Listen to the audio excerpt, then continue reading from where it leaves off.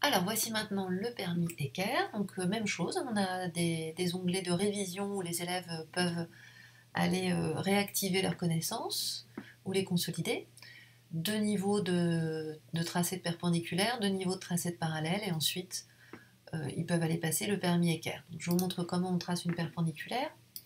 Donc pour tracer une perpendiculaire, c'est le même principe qu'avec le rapporteur, on déplace l'équerre, on la place soigneusement le long hop, de la droite, là je l'ai décalé, bon, je vais y arriver. Hein. On s'assure bien en plaçant la souris ici lorsque le segment vert apparaît qui passe précisément par le point A.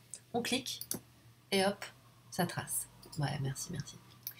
Donc voilà pour le premier exercice. Le deuxième, tracer une droite parallèle. Alors là, c'est une construction qui est un véritable cauchemar pour moi, donc j'espère que je ne vais pas trop bidouiller.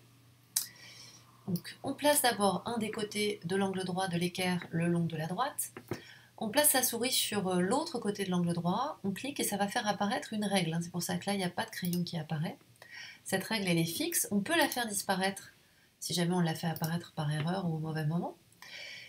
On peut se servir du coup de cette règle comme appui pour coulisser, pour translater l'équerre jusqu'à faire passer le côté que j'avais placé sur la droite de l'angle droit le long du point A.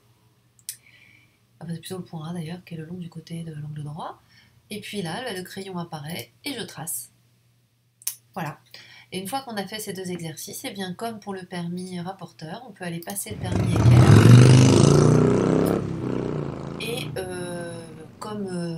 comme le précédent, eh bien on va avoir 10 questions de chaque. Donc 10 questions de tracé des perpendiculaires, dans cet ordre-là. Hein, c'est pas mélanger un coup perpendiculaire, un coup parallèle. 10 questions perpendiculaires, puis 10 questions parallèles. Et même chose, l'élève va obtenir son score au final. Voilà, deux super applications, vraiment extra, qui permettent d'évaluer facilement les élèves, de pouvoir les aider, ça les met en autonomie, donc on peut s'occuper facilement des élèves qui sont plus en difficulté, qui ont plus de mal là-dessus. Et puis ils peuvent aussi se tutorer entre eux, une fois qu'ils ont bien compris le principe. Et voilà!